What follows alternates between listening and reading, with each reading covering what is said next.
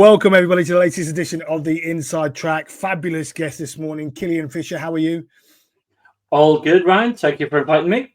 Absolute pleasure. Now, you've been in the industry a long while, and you've had a number of different roles throughout that time. Now, I guess what we do with all the guests is sort of get you to give us a quick run through of your career, where you've come from, and what you do now. How many hours have we got? Yeah, I'll try and keep just some headlines. And I suppose one thing I'm conscious as I've got older is a lot of your audience out there are a lot younger than I am, and maybe know nothing about me. And when I think of people I used to look up as gurus, and I mentioned their names, I was like, who's that? So I think I have to be conscious of that. A couple of things, yeah. A lot of people now maybe know me from the spa world because kind of working back to front or front to back. I'm very much focused now these days really on spa and wellness side. One thing, even within the spa sector, I think a lot of people are not aware that I have been involved in that side for actually a long time. Because if you look at way swimming pools were, particularly if you look in the UK and in London, a lot of them back when I started in London, which was 86, we actually had the saunas, the steam. Yeah, absolutely. We actually had all of that stuff then. So, in fact, even though people look at me and say, oh, you've always been a fitness till recently, well, actually, not really. Yes, done fitness, done sports. But my background actually came from being a swimmer. Is that right? Wow. Yeah. I'm actually not, and some people are surprised at this, because most people in the fitness industry have come through as a personal trainer or fitness instructor. I am not, and I do not hold any of those qualifications. So just to put that out there, so don't ask me any technical questions on that side. Don't worry, we won't go down that route. No, but I did come in as a swimmer, as a swimming teacher, a swimming coach, and coach one of the top level clubs in Ireland actually back in the days. So that was really my background. In those days, it was a voluntary thing. So I was working in swimming pools, sports centres during the day, and then early mornings, afternoons, it was all the voluntary coaching. So that really was my initial background in. And then really facilities management, so both in Ireland, and then I worked in London, but around Islington, and then in Hammersmith and Fulham, managing facilities there. So my final, if you like, role in London was actually managing 6 large facilities. We were lucky in Hammersmith and Fulham, we were the only borough in the UK that had 2 leisure pools. So we had 2 big leisure pool complexes. Oh, wow. We had the fitness, we had the squash, we had Linford Christie Athletic Stadium. So I was actually responsible for all of that. And just very quickly moving forward, I've actually worked on all sides of the fence, if you like. So I've worked at Supplier out there selling fitness equipment. I've worked, I say, facilities management. I've worked in strategic end. I was CEO of the Irish Association for 11 years. Is that right? Wow. So, and that was actually including spas we brought in then as well as the fitness and sports side. And I was then on Ihrsa, which for those who don't know, Ihrsa is the Global Health and Fitness Association, or to come with a new name now, HFA. So I was actually on the global board of Ihrsa for 4 years as well. So that gave me a lot of exposure and experience. And then up to last year, I was actually in a paid position with Ihrsa as International Public Policy Director. Wow. So that gave me fantastic experience really around the globe, both virtually and certain amount of that in person as well. So that was something I never expected to be doing, really dealing with the whole public affairs, communication side as well. I can imagine it's a massive change from obviously operating or whatever, suddenly to become looking at the politics. Because down here, you can make change quickly, you can adapt, you can move. Whereas obviously up there, it's probably more like a slow tanker, isn't it? Where you sort of going, actually, this is where we want to be. Yeah. But we've got to get everybody on board along the way. And I can imagine it's a big change mindset-wise. Yeah, it absolutely is. And maybe just mentioning something in that really as a starter is just taking a very high picture, which may not seem that relevant to a lot of listeners really out there. But I really believe it is. I think what COVID brought home to so many people, and I spoke to both very small independent clubs right up to the largest chains. And everybody during COVID was calling for the fitness industry to be regarded as essential. Yeah. We said, yeah, but you've got to engage with government. You've got to engage with the World Health Organization, with OECD, with UNESCO. So we were actually really starting to do a lot of that not long before. Our biggest engagements were really 2018-19, and we had a formal relationship with WHO really from the latter part of 2018. So those relationships were just developing really when COVID all kicked in. Oh, wow. And suddenly, everybody out there wanted us to do more, and yet beforehand, to be quite blunt about it, nobody cared.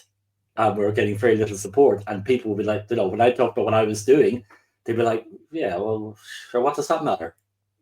The problem is, and I talk about it quite a lot on LinkedIn and so on, we're not seen as essential because I don't think that, well, there's a number of reasons around it, and you obviously see it from an even higher level than I do, but I don't think we're as close in industry as we need to be to then make that difference to government. They look at us as loads of individual little businesses rather than an industry that can actually make a viable difference. Yeah, no, absolutely. And I know a lot of people, and you follow different blogs and podcasts so in the UK, and I see them all the time where people keep talking about, oh, we have to show the value of fitness industry and sports industry to health. And there has been some inroads. But sometimes, and I do stop me around if I start rambling, but one thing brings me back to my early days in Hammersmith and Fulham, where probably around 89, 90. So that's bringing us back quite a few decades, showing my age here. But we actually started one of the first GP exercise referral programs in White City way back then. It was actually very successful as a pilot, and we did go on to develop it further. But we didn't get very far because the support wasn't there, the value wasn't there. And no disrespect to, if you like, the health research side, but sometimes they want so much scientific evidence. It's not always possible to get it, and you're trying to prove your case. And a lot of what I've tried doing in the last, 10 years, particularly the last few years with Ihrsa, has been actually trying to prove that case, find more evidence, and whether it's from, the health of people perspective or health economics. So, governments all care about the money. So it's actually showing them, well, in fact, we can actually bring a lot of benefit to people's health for a lot less money that's actually being spent on health now. Because I always go on about preventative health. And that's where GP exercise referral. And I was actually involved in leading the startup of a national GP exercise referral scheme in Ireland. We were actually asked by the Irish Department of Health when I was running the association. So we actually did set that up, and that actually runs very successfully. But it, like everything, it needs more resources or more money, which everybody's vying for. I think the challenge as well is there's no short-term win with us. No. So if you have a policy to sort of say, okay, we're going to pay to have people exercise, we're going to do all that, it's a 10 or 15-year job.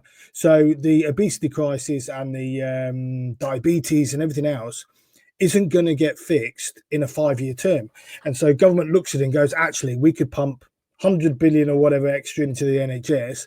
It'll make us look good because we're pumping more money in, and we can be perceived to be doing something. Whereas if we do it around fitness, we all know from a weight loss point of view, if you're obese, it could take you 2 years to get to a decent. Now, for government, that doesn't work, and not just then, that person loses the weight, but to see then on a national scale the differences in obesity and diabetes and heart disease and everything else will take 10 to 15 years because those people who've already got it, it's unlikely going to turn many of those around. Yes, we can make their lives better, but you're not going to turn around the fact they've got diabetes or they've got heart disease. They've already got that. So it's the next generation that we're actually impacting. Yeah. But Keir Starmer and his lot will already be out of power by the time any of those show any benefit. So they just don't see it as a viable option when it comes to winning votes, really. Yeah, you've hit it exactly in the head, Ryan, that, political terms of 4 years, halfway through the 4 years, they're already looking at the next election. But, there has been, I suppose, a lot of smaller successes. And, I'm looking now, I'm based Ireland and to some extent Cyprus. So, I'm not on the ground as much in the UK, but so I'm looking a little bit from outside in. So I see that there are some good programs do come in, but again, you've said it. You've got to try and show that benefit in a shorter term, which is nigh near impossible. But it is looking at other programs maybe where you can get people keeping fit more readily, and it's trying not to be as ambitious. Some of the programs I see, are really so ambitious that I think, it's never going to prove their case. So it's looking at kind of smaller, quick win programs that you can start to build. Yeah, I mean, there are some good ones, obviously, with the likes of Andy King and those guys, the work they did up at GM Active and obviously John Oxley and the rest of them. The other thing to consider is, I mean, I was speaking to someone the other day and they were looking to try and do some work down Milton Keynes way. Private club, independent club, and they wanted to do some work, and they looked into the funding that had already gone out, and the funding tends to go to the big companies. So there was one, I think it was £9 million had been spent in that area, and it had gone to a company that to drive exercise and whatever. But the company given the contract was the guys who do all the PIP evaluations, and you're sort of going, how are they geared to drive exercise when it's not even their background? But because they've got huge government contracts already, it's easy just to give them the £9 million and go see what you can do. When actually, really, we should be giving it to either the smaller groups or people who are specialised in that area to deliver it. I just don't see how someone who delivers PIP, is designed to deliver growth in exercise adherence. It just doesn't make sense to me. And I'm sure they can hire people and everything else, but as far as I'm aware, nothing's been done. Very little's been done. And £9 million has been thrown away. And you think, God, the benefit that you could get from a group of independent clubs or even one of the chains with £9 million is just unbelievable. But government contracts don't work that way, do they? Unfortunately, they always tend to go to the Sercos and and those sorts of guys. Unfortunately. Well, there is easy solutions to that, and it's done. I know I've mentioned GPX House of Rail a couple of times as other programs as well. If they're done through associations. UK, you've got UK Active, you've got SimSpa, you've got the Gym Owners Network, I think it's called. So you've got groups like that funding is channeled through them and programs. It can work successfully. And some of the programs we talked about with WHO was exactly with that philosophy. So, all the meetings of WHO have all been through the associations. And, to that vein, like the Europe Active, very involved with WHO as well, coming the European side. The most successful organization, which may be one that most people out there have not heard of, is the WFSGI. Bit of a mouthful. Right. It's the World Federation of Sporting Goods Industry. And I will repeat it again, WFSGI. And the reason being is because they represent 90% of all the sports brands in the world. Is that right? Wow. Everything from your Adidas, your Nike, as well as all your fitness equipment, sports equipment. So they've developed a very good partnership with WHO, and my previous life of last year, I worked very closely with them as well. So they developed a formal partnership, and they are really putting in some practical programs, more on the sports side now, not fitness. Unfortunately, the fitness side is not as well represented these days. It was happening during COVID, but I won't go into all that now in the public airways. But it would be good to see more representation there and more people involved. That would be my call out today. Yeah, no. The funny thing is, there's no reason why the two can't be in cahoots, as the case may be. I guess there's a lot more money in that side of it. If you look at those big sporting brands, I mean, they are phenomenal. I mean, they'll happily pay out 100 million in sponsorship for a sporting star, and it doesn't even touch the size. So there's a lot more money in that side of it, and you almost go, well, maybe as a fitness industry, we should piggyback that side of it because of the influence and the power they have on people. That was starting to happen, Ryan. And without me saying too much, people can read between the lines stuff. Unfortunately, Ihrsa, which has now changed its name to HFA, Health and Fitness Association, part of my role going was that they are now totally focused on the US. Yes, you will see them running events in Europe and elsewhere, but they are totally now focused on the US.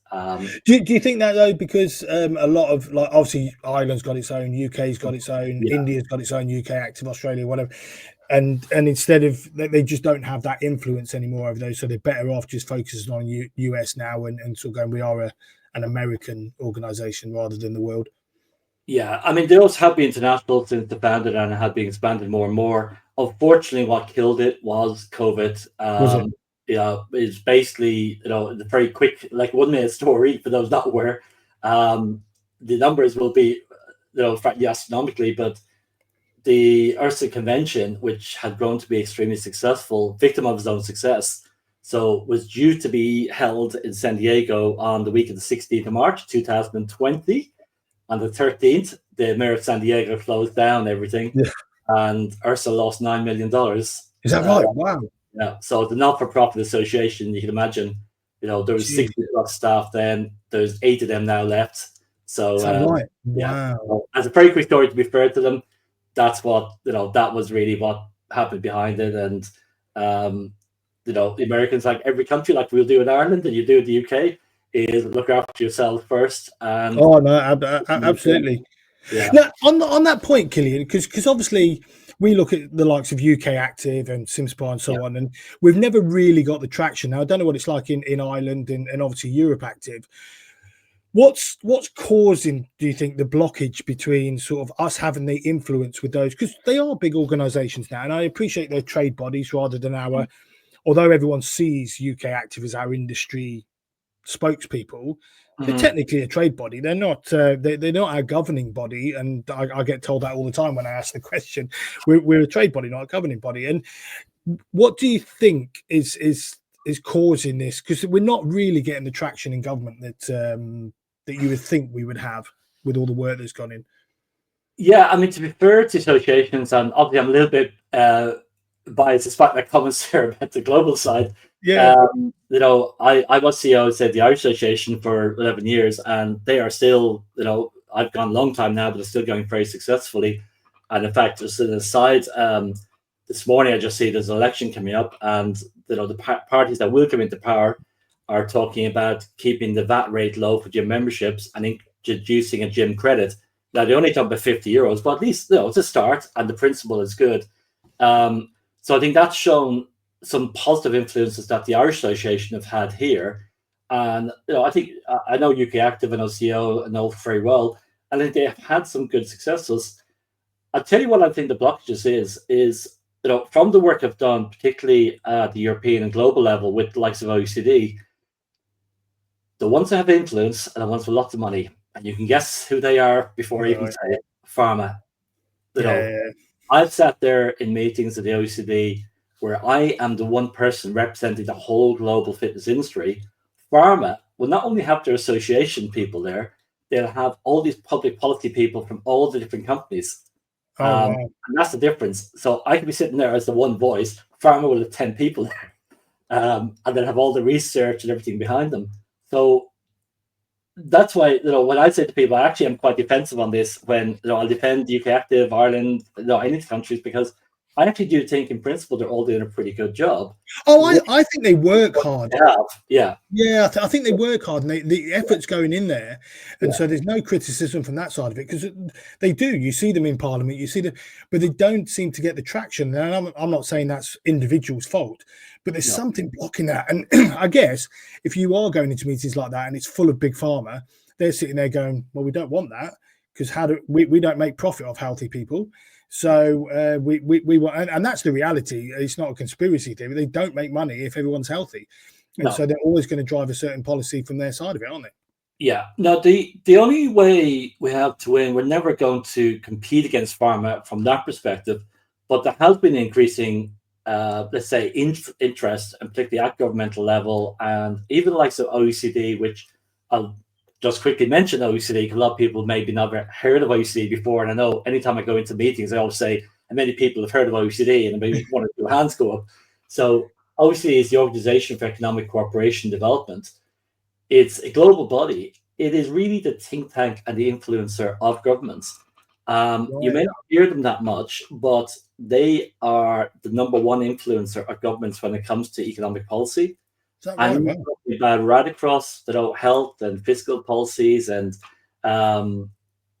environment, etc.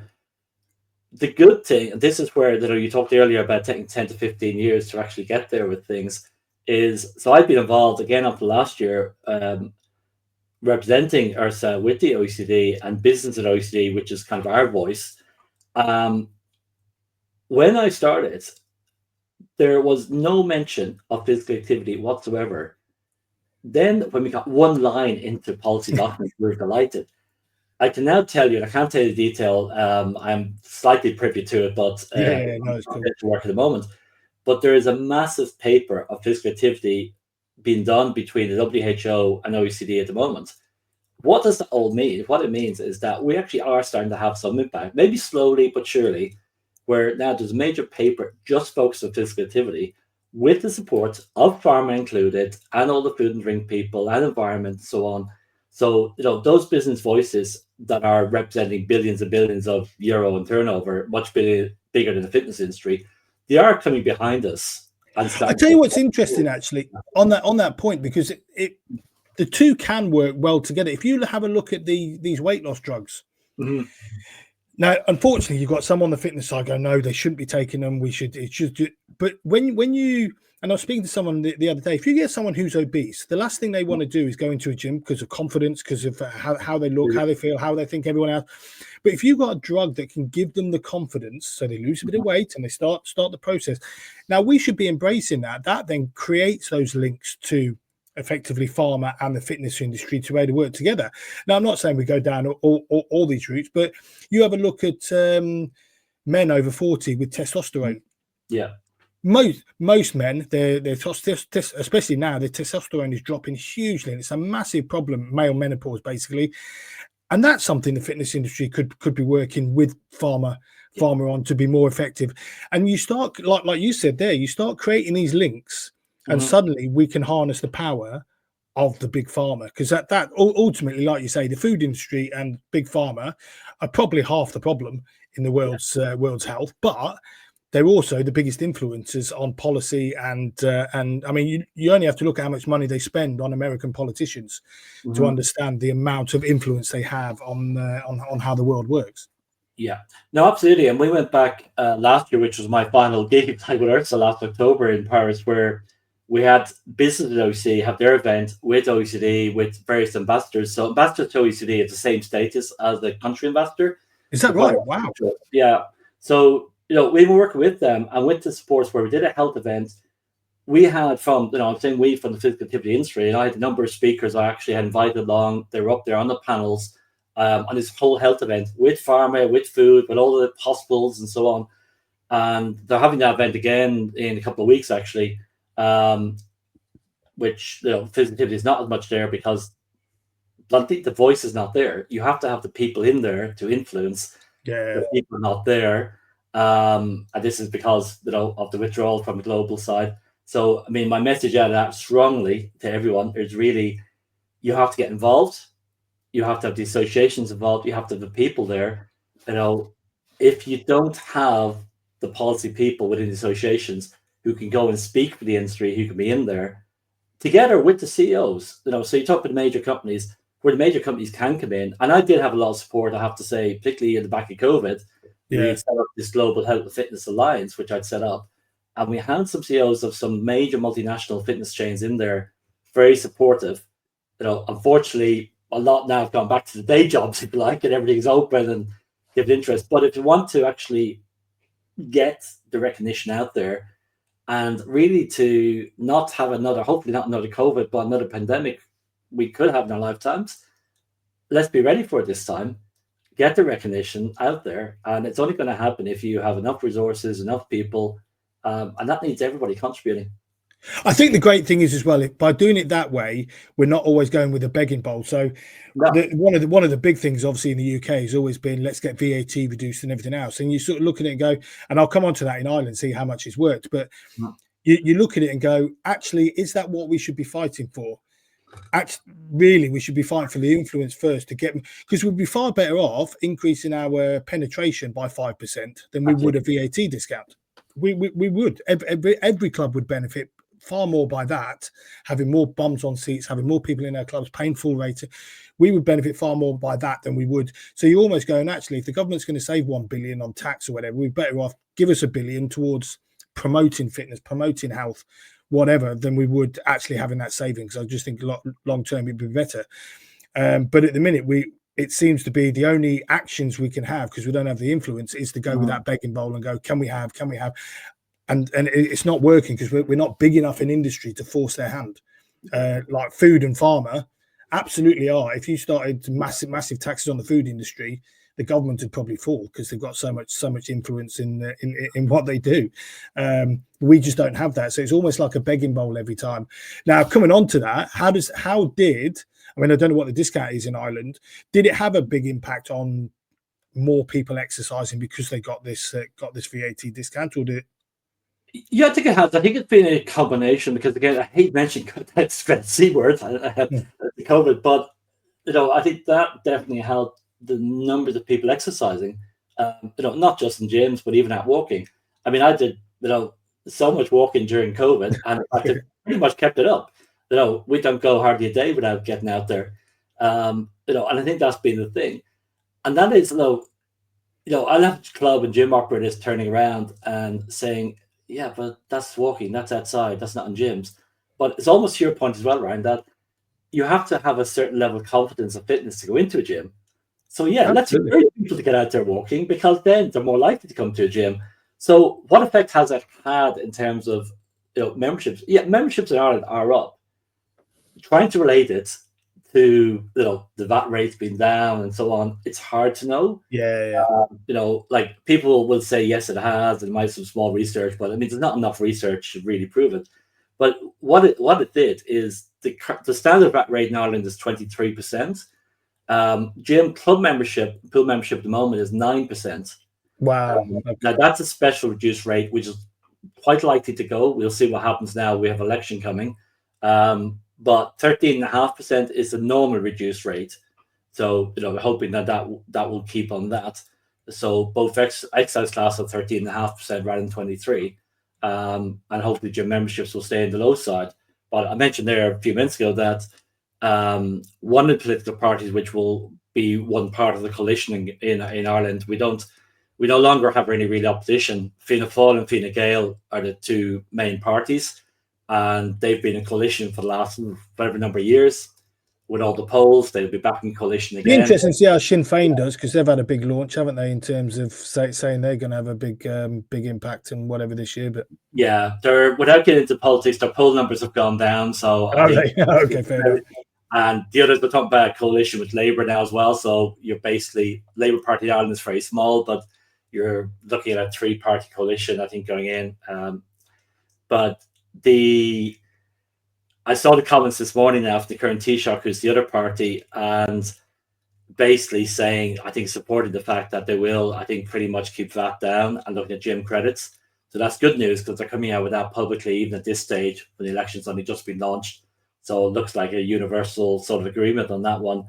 And kind of to your question, yeah, I think, you're saying, well, the success and how it's coming about, it's basically just been through constant relationship building. And I suppose that thing I would go back to say about my own history with WHO, UNESCO, and so on.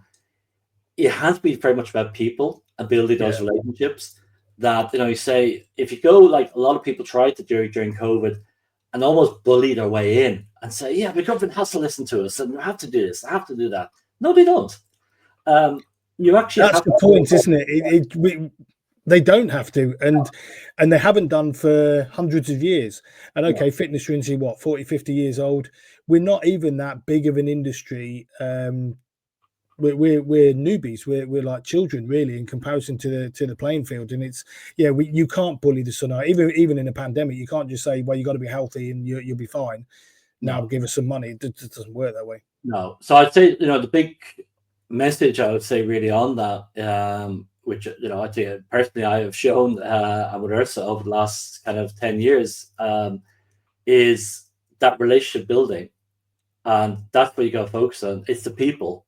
And that's been where we did get successful with influencing, with having those partnerships with the different organizations at both global level and beyond, and give credit really to my predecessors within Ireland, because I'm not involved in the Irish industry, only on the outskirts looking in, really. I might live here, but in fact I know more globally than I do in Ireland at the moment. But they've done a fantastic job, really. Okay, I started, we supported, but they've just built those relationships, and that's what's got them to I guess it might help a little bit more as well, is the fact that there's a very good chance that Labour will be in for 2 terms with the size of their majority in the UK. That now you can build a relationship for the long term. I guess the challenge will be, if you've always got an ever churning, like the Tories did in the last sort of 3 or 4 years, an ever churning cabinet, you build those relationships and then they're gone, and then you start again. You build a relationship, and they're gone. And when you're on the outside, you almost need that to stay static for a little bit, so that relationship builds long term, so that it's easy to pass on. It's getting though to the civil servants. It's the permanent staff. So yes, I agree. The politicians change and they do influence a bit, but I always say the civil servants run the country. I'd say the same in the UK as in Ireland. Is politicians don't run the country. They do get some policy change, but their life cycle generally is quite short. So if you can influence the civil servants, it's the permanent people in the Department of Health and the various agencies. That's who you need to influence. And maybe that's the problem. Maybe they've been in power in role too long. Maybe we need some fresh faces in there that have got the outlook to look at things in a different way. Yeah. No, that is it. In all honesty, it's politicians. Yes, you want to build relationships, but the more important people are those permanent staff in the agencies and the civil service and the NHS and so on. They're the important people. And you see, that's where you look at it differently. You see, we don't see that side and go, well, actually, who are the key players? Well, it's not him. It's not the Secretary of State for Health. It's actually his civil service that sits in Whitehall and is actually making the decisions. Yeah, and I can imagine that's far harder to actually get to see. Now, the one thing I would like to talk about, because obviously we've talked a lot on policy. You work a lot with Spa Life International. And I guess it'd be really interesting to see your side of it in terms of how spa fits with the fitness industry, because I come from Marriott Hotels. I spent 11 years with Marriott, so it's very much spa and leisure, and I love the fact that the two work together, and it was a really good relationship between the two businesses. How do you see how it's changed over the years? Because I can imagine COVID had a big impact on that, and sort of how important it is for that spa wellness side sitting alongside fitness. Yeah, well, I suppose one thing leading into is what I was mentioning there at the beginning, that really, the spa side, in particular, facility side, let's put it that way, have been, a big part of a lot of facilities over the years. And I say, go back to the old pools in the UK, where you had all those facilities as part of it, and you had the old baths. And one of my pools in Islington when I started was Ironmonger Row, which has had some features where they had the old baths and all that there, and it was back to the baths and wash houses. So there's a lot of influence back to that. Up in White City in our leisure pools complex there, we had a whole sauna suite, and we had the plunge pools and all of that stuff. So sometimes I look at a smile and thinking, well, think from around circles as that deja vu feeling.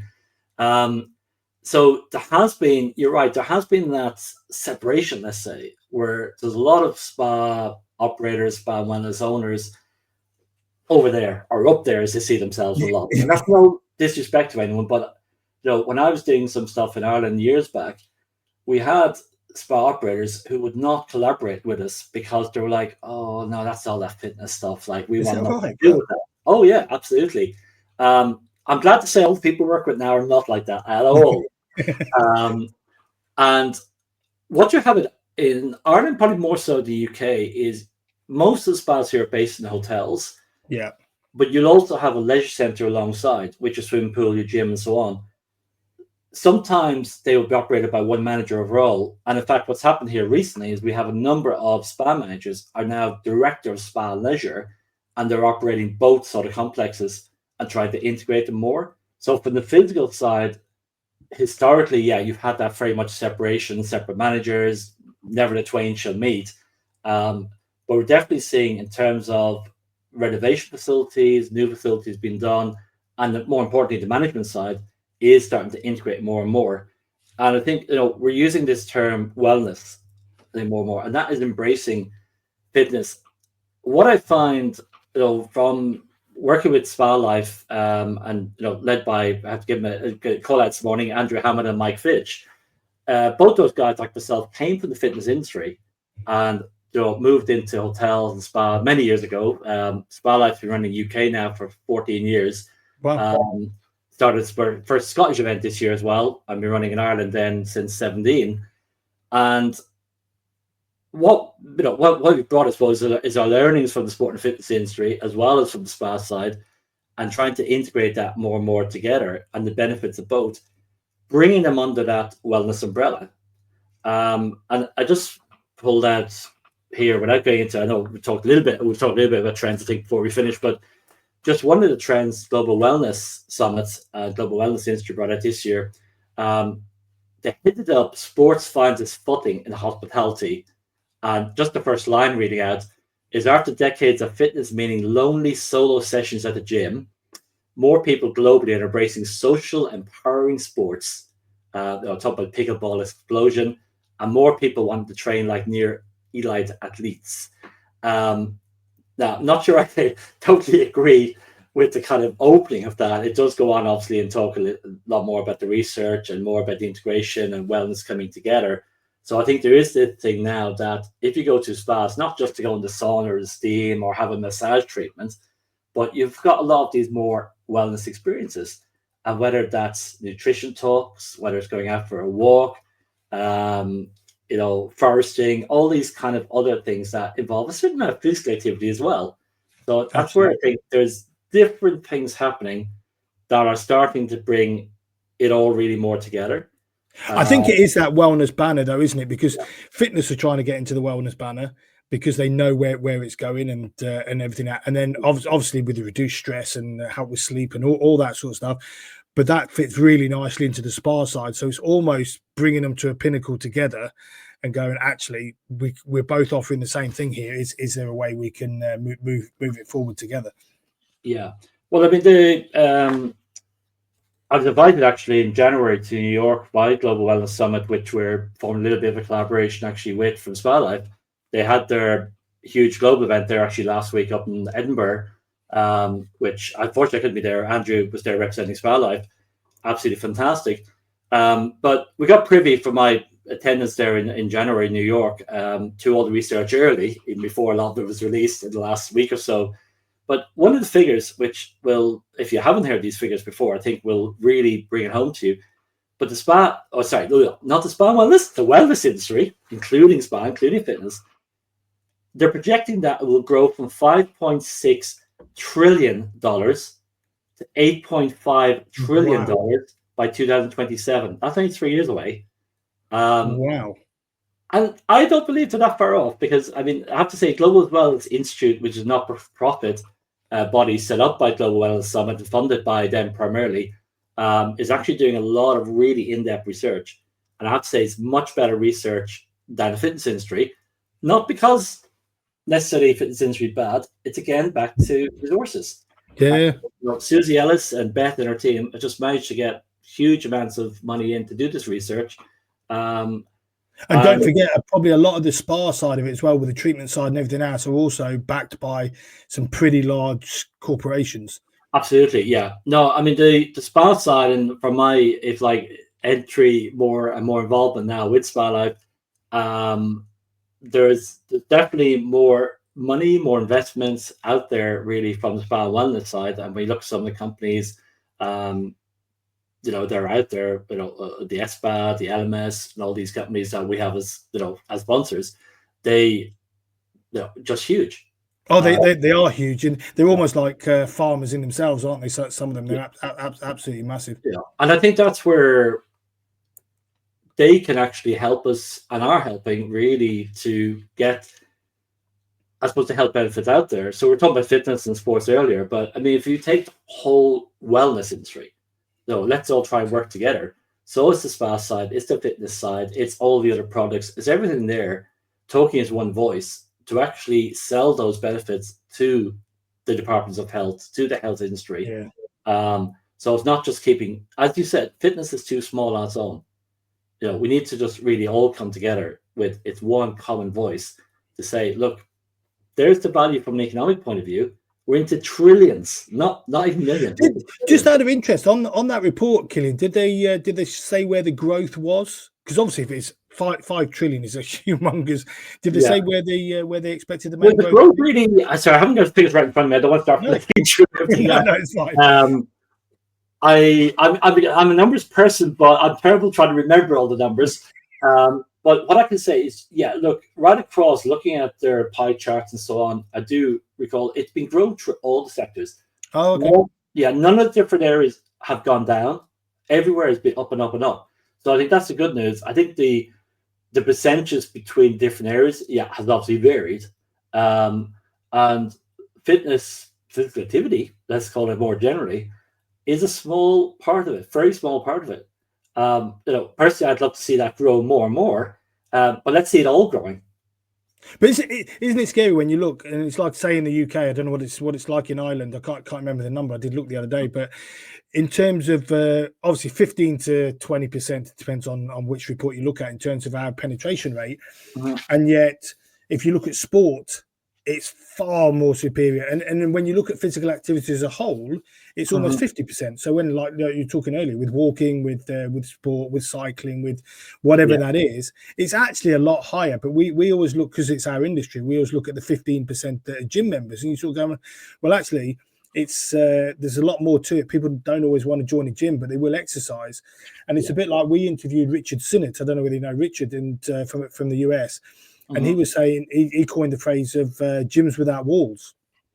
And it was all about, we can have an influence, we can have a gym, but we can also influence the activities that are going on in our communities and what other people do. And he goes, if we can get that, that's where we know we're winning, because although they're not physically coming into our facilities, we're also managing to monitor and influence what they're doing outside, whether that be walking, gardening, sport, whatever it is.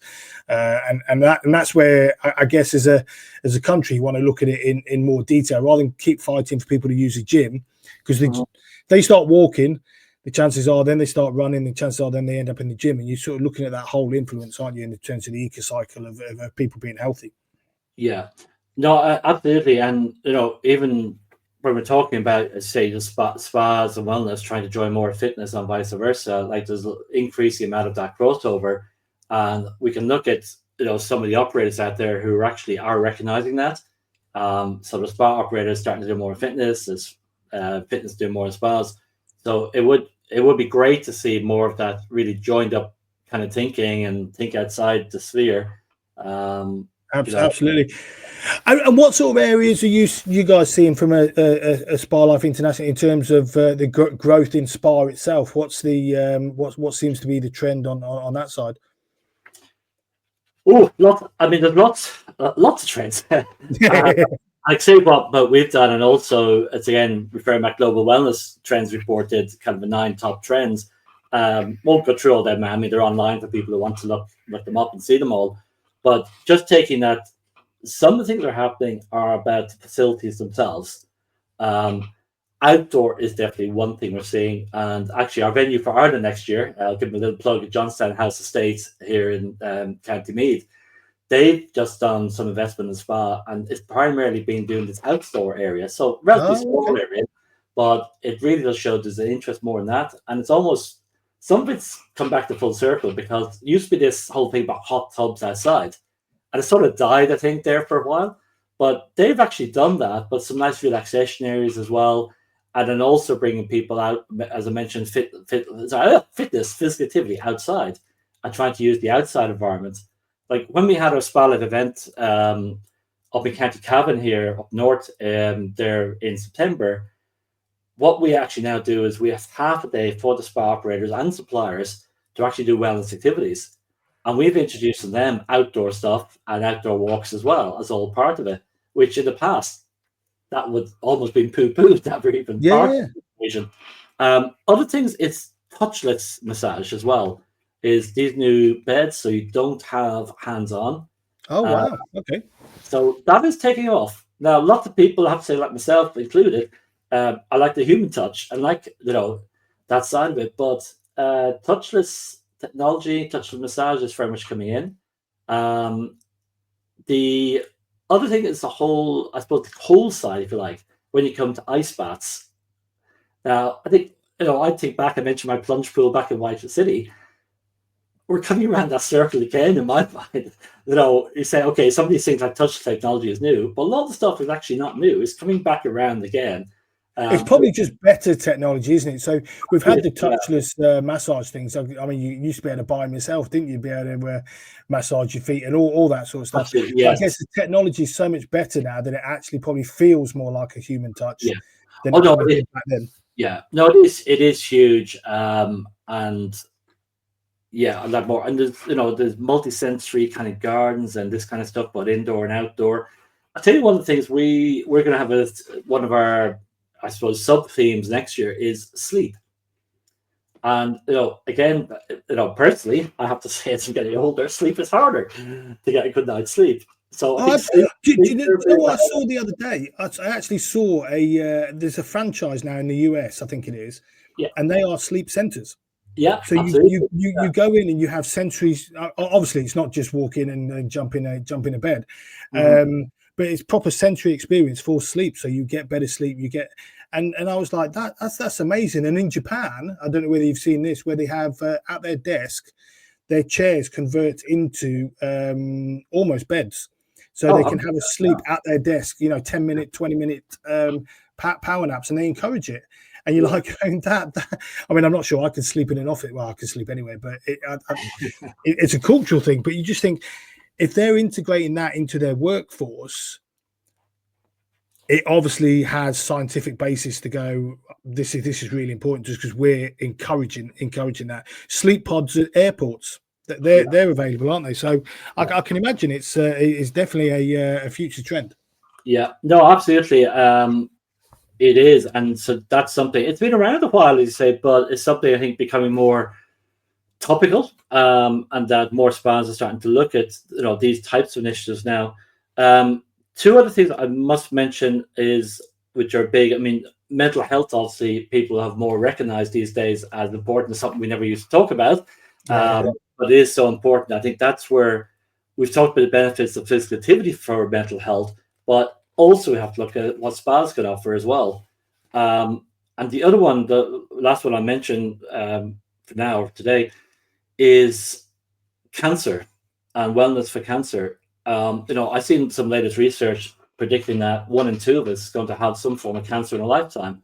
So, is that right? Wow. Yeah, it's absolutely huge. And, I'm sure we all have people, unfortunately, who've passed away, including this year, from cancer. And it's huge. So there's a lot of initiatives, I won't say a lot, some initiatives starting to happen more around the spa sector on helping to really treat, and when I say treat, it's not going to cure cancer, but in fact making it easier to deal with in some ways, and just help. Well, we always used to be scared, didn't we? And especially as a fitness industry, and spa was similar as well, because I can remember have you had cancer in the last 5 years, and we were so frightened to treat people with cancer, or to, now obviously you don't want to start doing certain massages if someone's got cancer, obviously lymphatic, whatever, but there are things we can do to obviously ease the mental side of it, but potentially help to ease the actual cancer itself. But we have, as an industry, been so scared to have the wrong impact that we've almost avoided a bit like we used to be with pregnancy, where you can't train if you're pregnant. Yeah, absolutely. It's a bit like that, isn't it? Yeah, and one person I must mention, actually, maybe a listening's interested, Christine Clinton, who's based in the States. She has been for many, many years, but she's a fellow Dubliner like myself, Jacqueline, as we call herself. So we've had her over talking at a couple of the Spa Life events so far. She's actually was in Scotland last year speaking at the Global Wellness event. So Christine actually leads one of the initiatives all around wellness for cancer. So she's leading actually one of the groups with the Global Wellness Summit. Right. And we've got a very good relationship with Christine as well. We will be doing more with her on the Spa Life International side. But again, it's something that it's not just something that is there for something as a new initiative, but there's something so important and so crucial, I think, to everyone. But then you do start having direct links with the medical field, don't you? Because those sorts of initiatives give you that in, and so actually we can complement the chemo and everything else that you guys are doing. We can actually have the wellness side of what you guys are doing. You do clinical, we do wellness. Let's link the two together and get the best outcome for the client. And I guess that's the way you can work together with those guys, can't you? No, absolutely. It's the big message there is it's complementary. We're not trying to compete with pharma. We're not going to be able to do the treatments. And I think that's some of the messages, like talking about some of the stuff we have been, is I'm a big believer in collaboration, and I always have been. There's a lot of people out there, unfortunately, very narrow vision, tunnel vision, do not want to collaborate, thinking that if they collaborate, they're going to affect their own business or their own little silo. Funny enough, I put a post out there the other day on this very point, just in fitness, not at policy level like you deal with, but it's things like if you have a look at I don't know, furniture shops, they'll always have their open weekends or their big sales at the same time. Yeah. So DFS and all that. They all do it at the same time. And why? Because it drags everybody out into the shops and they all go and have a look around. So they all benefit. Fitness, no chance. We've got an open weekend. We're not doing it at the same times. And you're sort of going, if a town, I don't know, you picked a city, for instance, Leicester or wherever, if they all did it at the same time, imagine the volume of people you would drag out into the city, into all the clubs. Now, I'm not saying your small independent would do as well as David Lloyd. Of course it wouldn't. But the fact that you're all advertising it, you will pick off some of the people that have seen the David Lloyd advert would come to your, and it just doesn't make sense to me. It drives me mad how the fitness industry is so closed in on itself that it's almost them and us in every scenario. And you're like going, but it doesn't have to be them and us. It should be us, and we all win. Yeah. Well, let me actually give you a very quick, small example of that on the ground. I've just had a flashback back to my Hammersmith and Fulham days. So we had one of my clubs was Broadway Squash Centre right in the middle of Hammersmith Broadway, if anyone knows it, and we had a private club who literally were opening next door. My manager and the people were getting all fearful. And I took your philosophy. I was like, no, like there's not that many people doing fitness. Not enough. A lot more people. The market is huge. Guess what happens? Private club did absolutely fantastic. We went up and up and up, and everybody won. And we're all promoting. And we compete against each other, and we promoted. And exactly backing up your example, and I can tell you that's more than a couple of decades ago we did that. I think now it's even more truer. I know someone, they owned a marketing company, and they did a ex-member campaign, and they managed to convince 5 clubs in the area in the city to do the ex-member campaign. And they sent it out to their ex-member. They did an open weekend, but because they all did it, all clubs had, I can't remember the exact numbers, but they were substantial in terms of the, because you still get an ex-member who didn't want to be a member of, say, the Marriott, but went and joined the David Lloyd. And you had all that because there was so much going on. And you're like going, why don't we do this more often? And it's the one criticism I have of the fitness industry. Spa was a little bit better because they tended to be in hotels, and hotels do work well together as a general rule. Yeah. But fitness has always been that them or us, live or die. That sort of idea, and you're sort of going, that's not how you grow the 15%. That's not how you get better outcomes for everybody. No, well, that's it. You've actually hit it exactly. The 15%. There's still only 15% being members of the clubs. Well, do you know, it was 14% when I joined the industry 26 years ago. There you go. So all we're doing is rotating the members around the clubs instead of going, actually, we need to encourage more people into it. So no, when I've done marketing talks in the past with different hats on, I've often used that, and I've just said we're recycling the same people. A few new people coming in. So I think from the marketing side and collaboration is let's all try and work more together. And today we're talking about not just within fitness, but right across the whole wellness sector. Yeah. And just imagine what we could do if everybody started working together. Yeah, absolutely. And it's a really good point to end that on, Kilian, because this has gone really fast. We're at an hour already. Now, one final question I do always ask everybody, because I think it's quite nice to understand how it works. But in terms of motivation, what motivates you to do what you do? Obviously, you've had an amazing career so far, but what sort of motivates you to carry on doing what you're doing? I was going to say make the difference, and that absolutely is. But the other word is enjoyment, because I think if I'm doing what I do, and I'm working with the guys on the Spa Life side and the people we have, and if I can take just a few seconds to add on something. So we had a Spa Life event there, the Irish one, September. So I was doing the MC throughout. At the end, normally people are all rushing out, they're dashing out early, they're trying to get home, get on the road. Some people driven 6 hours. Every single person was still there. They sat there. I did the final thank yous. They were still sitting there. And I was like, I'm really carefully just getting up. And I've been at I've not told you it's ended yet. No, I was hundreds of events where either I've been on stage or been sitting as part of the audience. I can tell you, you've asked what motivates me. I came away from that feeling on such a high. Nothing could give you more of a high. And it was just fantastic. Nobody wanted to go home. I must admit, Glenda, because she's done one or two of your things, hasn't she? And she absolutely loves every minute. I mean, obviously, you treat all the guests really well. They get their gifts and all that sort of stuff, which is obviously nice. But she says they are fantastic events. And I guess if anybody's looking to run spa or wellness or whatever, it's really well worth going along to your guys' event, whether that be Ireland or Scotland or wherever you've got them. I think that if they're anything to do with spa, they need to get themselves along to your events. One, you have some amazing speakers, because I've seen the list and they are pretty special, and but also the event itself in terms of how it's run. I think there's a huge credit to you and your team, because they do come across really good. All the feedback's amazing. So I think off the back of this, if anybody does work in that spa industry or wellness, they need to get along, and just, even if it's just a one-off, just go and see what it's all about, because they'll learn so much, meet so many people, and get invigorated for what they're doing. Absolutely. Couldn't have said it better, Ryan. Absolutely. Well, on that note, thank you very much for your time this morning. Really appreciate that, Kilian. Obviously, if anybody does want to get in touch with Kilian, all his details, his LinkedIn is will be at the end of the podcast. So give him a shout. But really appreciate your time this morning. Thank you, Ryan.